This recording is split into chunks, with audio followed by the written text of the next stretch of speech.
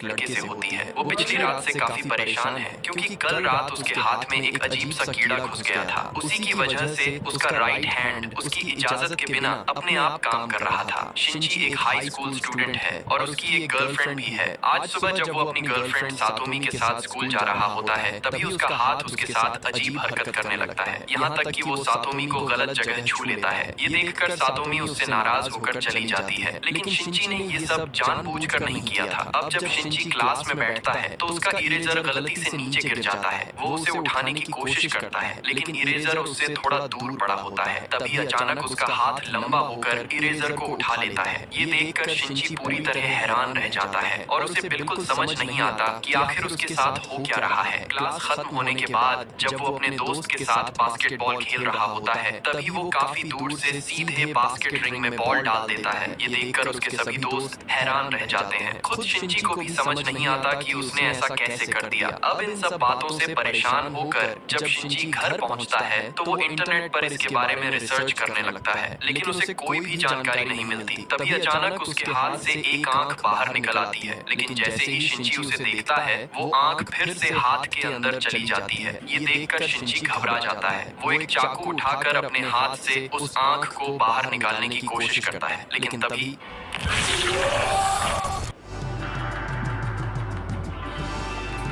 चाकू उठाकर अपने हाथ से उस आंख को बाहर निकालने की कोशिश करता है, लेकिन तभी